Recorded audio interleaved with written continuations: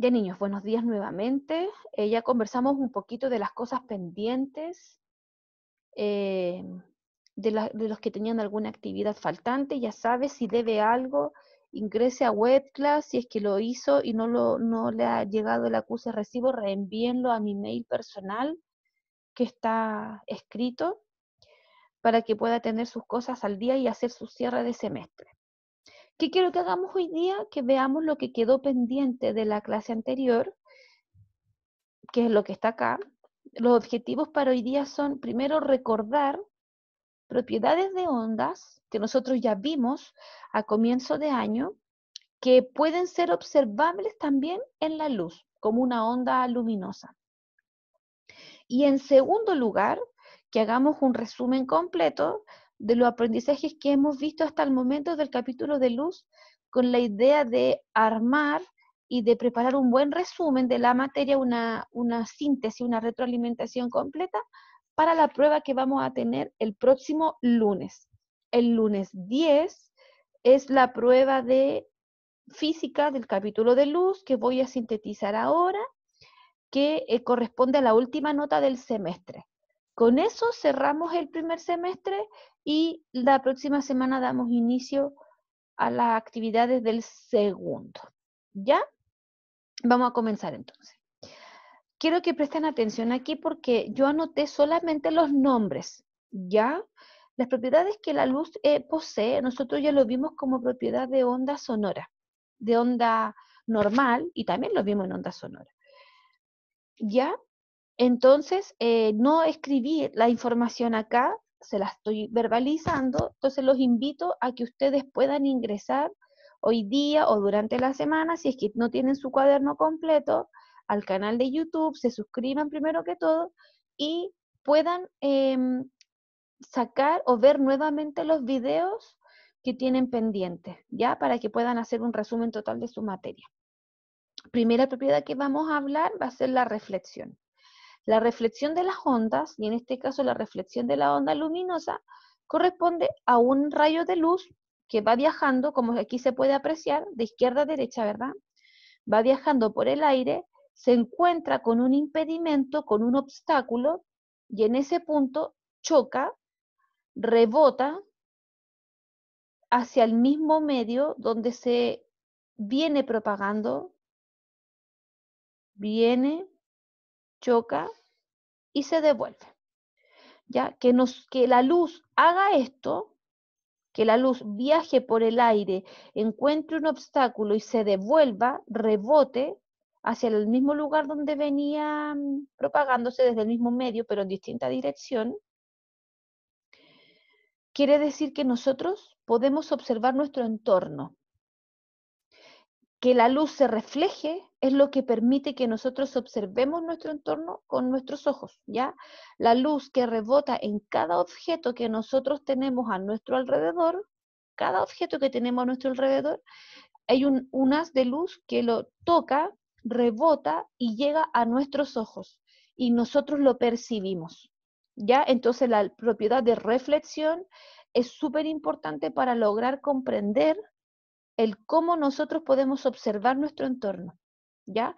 De hecho, es una propiedad en la que nos vamos a concentrar desde la próxima clase. Vamos a hablar en profundidad de la reflexión y con eso vamos a poder tomar un elemento que van a ser espejos para entender la formación de imágenes y cómo nosotros percibimos nuestro entorno, ¿ya? Pero repito, la reflexión es la propiedad de la luz por la cual la onda viaja por un medio, encuentra un obstáculo, rebota, choca con ese obstáculo y se redirecciona hacia el mismo medio desde donde venía. Polarización es una propiedad nueva. Nosotros no la habíamos visto antes. La polarización es la propiedad de la luz, ya particularmente de la luz, donde si ustedes se fijan en este costado, no sé si pueden ver que estoy moviendo el cursor. ¿Ya? ¿Alguien me puede ir diciendo si es que se va viendo bien la Sí, imagen? se ve. Ya. En Sí, esta sí. parte que está aquí, donde estoy moviendo el cursor, se ven que las ondas están en desorden. Están en los tres ejes moviéndose. X, Y, Z. Recuerden que nosotros somos tridimensionales. la onda luminosa viene viajando en desorden para todos lados, con la frecuencia en distintos movimientos. ¿Qué es lo que va a pasar? Va a llegar un momento que va a encontrar este elemento que está aquí, este polar, donde la onda se va a ordenar. El desorden que traía se va a agrupar en un único rayo. Y cuando atraviese esta rejilla que ustedes pueden ver aquí para que se hagan la idea como una rejilla, va a salir una onda en una sola dirección ordenada. ¿Ya? Eso es lo que hace la polarización. El desorden con el que viene moviéndose la onda luminosa la ordena, la agrupa en un solo rayo luminoso que es ordenado.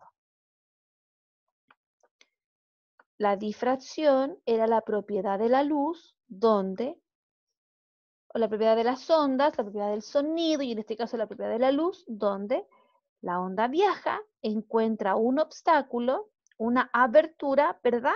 Y atraviesa a través de ella. Y cuando lo hace, se abre camino en distintas direcciones. ¿Ya? Entonces, la difracción es la propiedad de las ondas, y en este caso de una onda luminosa, que al ingresar por un medio, por un espacio, por una abertura, de menor longitud a lo que ella lleva viajando. Si ustedes se fijan aquí, la onda luminosa es como ancha, está en azul acá arriba, y la abertura es más pequeñita. Cuando eso pasa, se abre camino y se propaga en distintas direcciones. La refracción, que es la segunda propiedad importante que nosotros vamos a trabajar en profundidad después, chiquillos, ya les aviso de antemano, nos va a permitir entender también la formación de imágenes, cómo nosotros vemos y por qué de repente tenemos problemas a la vista. Si tenemos una hipermetropía, una miopía, un astigmatismo, ¿por qué el oculista, el oftalmólogo nos receta ciertos tipos de lentes? Ese concepto lo vamos a poder estudiar con esta propiedad, con la refracción de la luz. La refracción lo que hace es, ocurre cuando la onda luminosa, en este caso, viene viajando por un medio,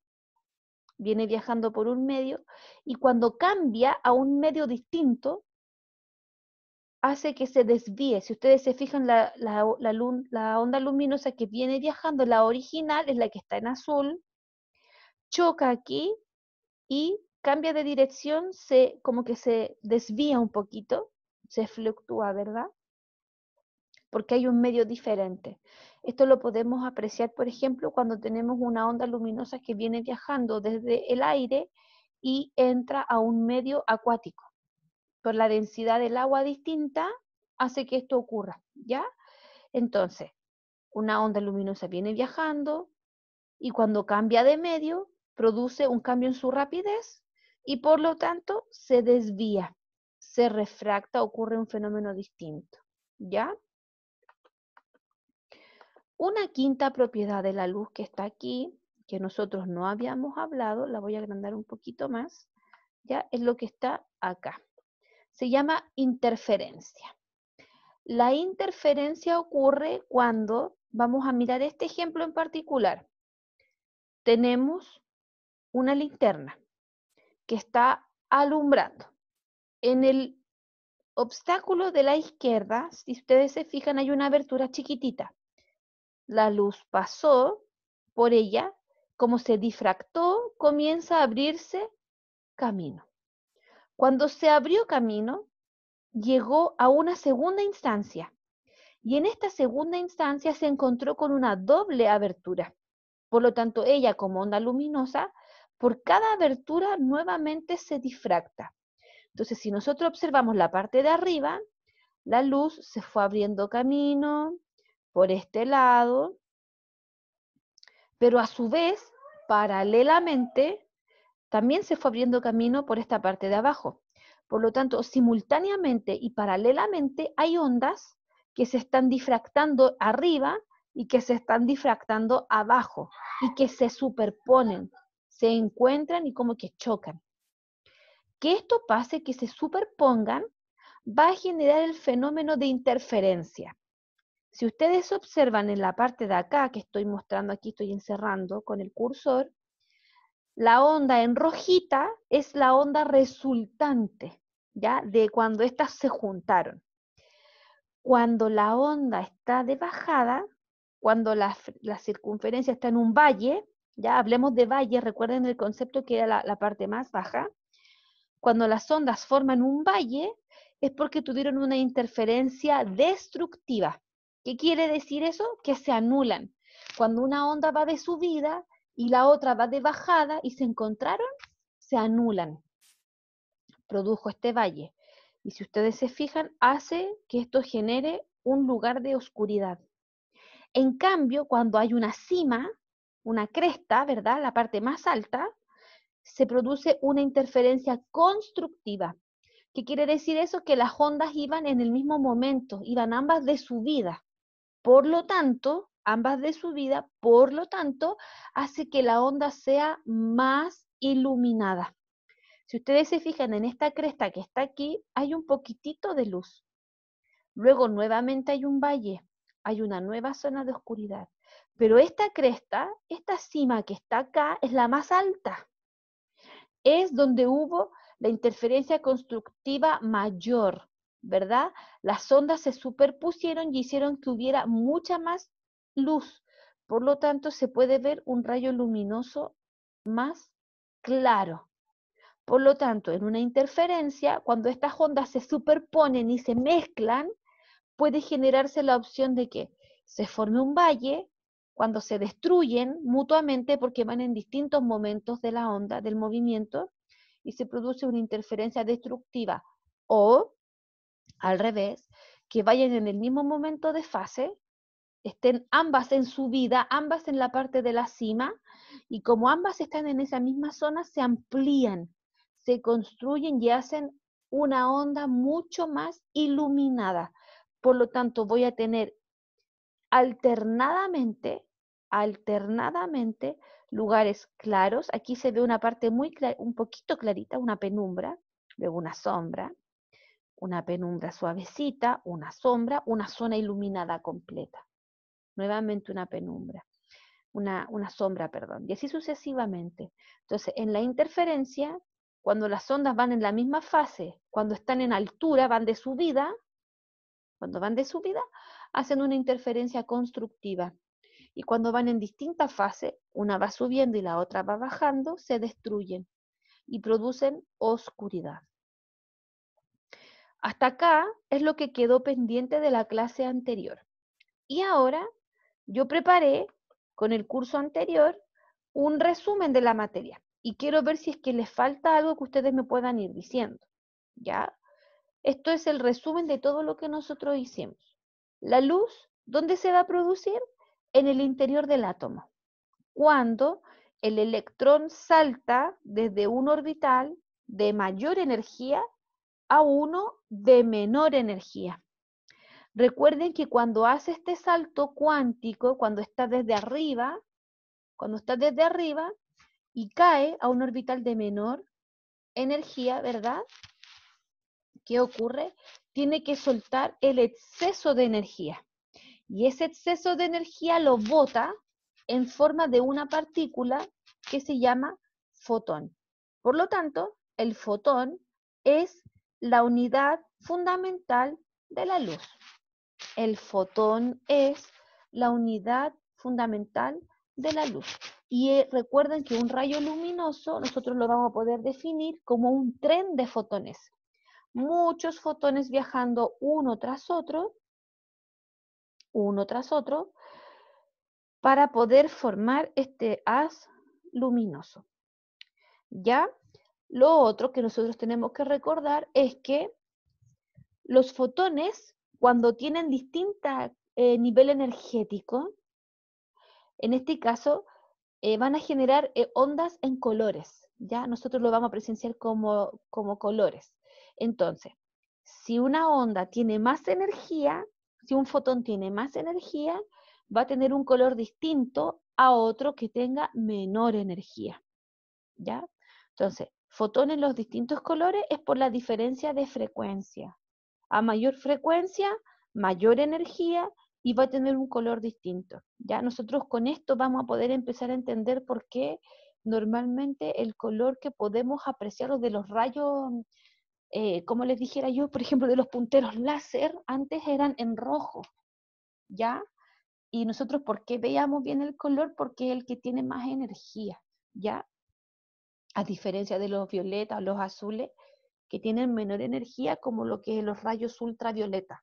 Por eso es que nosotros no lo podemos percibir como al ojo desnudo, a simple vista, ¿ya? Aparte, nosotros teníamos 4 teorías de la luz que, recuerden, explicaban parcialmente el comportamiento de la luz, pero no nos daban una explicación real del por qué. Ninguna teoría era acabada, ¿ya? Recuerden que tenemos 4. La primera teoría es la teoría corpuscular, que la presenta Newton. Recuerden que él dice que la luz viaja rectilíneamente, ¿cierto? Formando rayos, y que cada rayo corresponde a un haz de corpúsculos, de fotones, ¿cierto? Que él todavía no le daba el nombre de fotones, él hablaba de corpúsculos, uno tras otro generando la onda luminosa. Paralelamente a él estaba trabajando Higgins también, ¿verdad? En la teoría ondulatoria, que fue lo que en ese momento se daba como por terminado. La teoría ondulatoria plantea que la luz no es un corpúsculo, sino que es una onda. Ya recuerden que Higgins experimentó con el éter y ahí vio que la luz se movía como una onda, ¿cierto? Con esta vaivén, esta cresta, valle, este vaivén de ir subiendo y bajando. Y que estas 2 teorías habían sido las únicas que habían dado respuesta hasta ese momento, ¿cierto? Para poder explicar ciertos fenómenos, pero que no explicaban todo lo que ocurría, por lo tanto era una teoría inacabada. Para efectos nuestros, la luz va a tener un comportamiento dual. La luz se mueve como una onda y como un corpúsculo. Por lo tanto, por la forma en que nosotros podemos percibir la luz, podemos decir que tanto la teoría corpuscular como ondulatoria me ayudan a entenderla. Son válidas. Luego, más contemporáneamente en el siglo XIX, ¿verdad? Maxwell, a través de experimentos con magnetismo, descubre que se forma o que se crea alrededor, este campo magnético que él percibe, genera un campo electrónico. De ahí que él habla de que la luz es una onda electromagnética, porque cumple con ambos principios. Está presente en la luz, en la electricidad y en el magnetismo, ¿ya? Pero también era una teoría inacabada porque no se podía hablar que daba respuesta a todas las propiedades o fenómenos. Y finalmente, Planck, en el siglo XX, ¿cierto? En el 1900 y fracción, presenta la teoría de los cuantos. Recuerden que desde Planck, cuando él presenta su teoría, luego Einstein también la desarrolla, la toma y comienza a trabajar sobre ella, y pueden explicar el fenómeno fotoeléctrico, ¿ya? No sé si ustedes pudieron ver la película Los Increíbles 2, ¿ya? Pero en esa película Yo hay no. momentos en que sale el rapto pantallas, creo que se llamaba el villano, que como Ese que, loquito con gafas. claro, que controlaba a la gente, ¿cierto? Como que les desvirtuaba la imagen y aparecían así como unas ondas circulares luminosas que iban así como parpadeantes. Eso es un fenómeno fotoeléctrico, ¿ya? Ah, ya. Y eso él se da cuenta de que esto ocurre con los fotones. Y él es como el que le da el nombre de fotones, con el que nosotros hablamos en un comienzo, que era la partícula fundamental, ¿ya? Pero también es inacabada, entonces como les decía la primera vez que trabajamos este tema, estas 4 teorías son válidas porque explican partes de lo que con la luz ocurre, mas no dice, mira, esto es lo que pasa a ciencia cierta y esto está terminado. No, esto está en construcción. Pero para nosotros, ya para el mundo científico, con las primeras 2 teorías se explica más o menos el cómo la luz se mueve, ¿ya? Efectivamente la luz se mueve en línea recta, pero también tiene un movimiento ondulatorio, entonces tiene una dualidad. Eso significa que puede ser dos cosas a la vez, ¿ya? Cosa que otras ondas no tienen, ¿ya? Es como de las poquitas ondas que puede ser de dos maneras totalmente diferentes al mismo tiempo, ¿ya? Luego de las teorías de la luz, nosotros hablábamos de cómo la luz se comportaba. Dijimos que la luz viajaba en línea recta, ¿verdad? Que forma rayos luminosos. Tiene una rapidez de 300.000 kilómetros por segundo o, si se prefiere, de 300 millones de metros por segundo. Esto que está aquí, que estoy destacando, es lo mismo, ¿ya? Va a depender de cómo se ha preguntado. Ya en preguntas PSU o PTU, como va a ser este año, también se pregunta por esto, ¿ya? Y en los textos normalmente se habla de la primera forma o en notación científica, ¿ya? Que ustedes van a aprender ahora que están trabajando potencias en primero medio. Y la luz no necesariamente necesita de un medio para viajar, porque ya con la teoría electromagnética de Maxwell, él pudo determinar de que era una onda electromagnética. Entonces no necesitaba necesariamente de un medio material para viajar, porque él hizo estudios de que la luz se propaga en el vacío.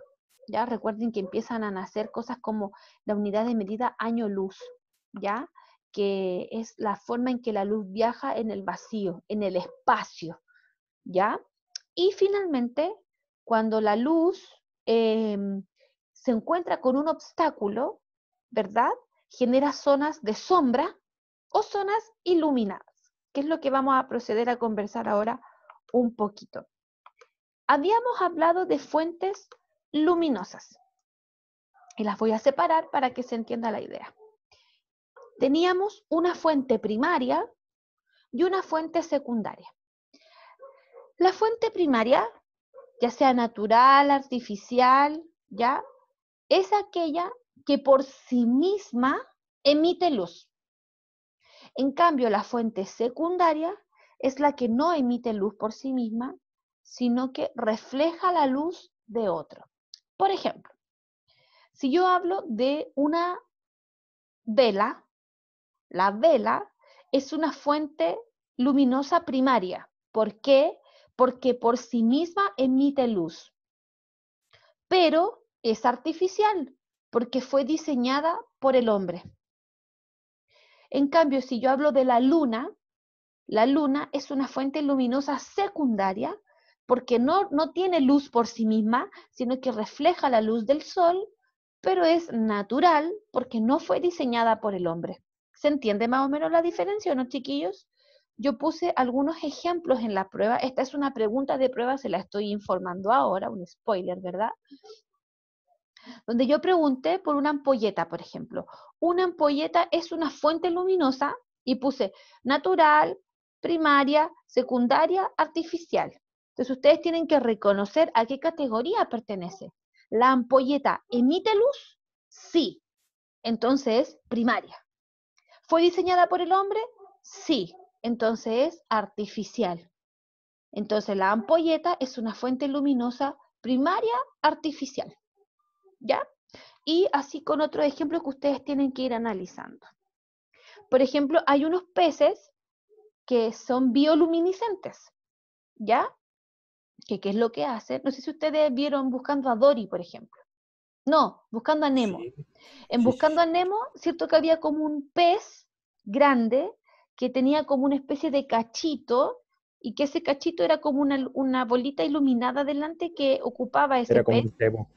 para atraer a las presas, ¿verdad? Para atraer a los peces chiquititos y devorarlos, ¿verdad? Esa era su forma de alimentarse. Bueno, ese pez, ese fotóforo que tiene ahí, ya porque hay una partícula que se llama fotóforo en algunos peces, que les sirve para como emitir luz, ese fotóforo yo podría preguntar de qué forma es. ¿Emite luz? Sí.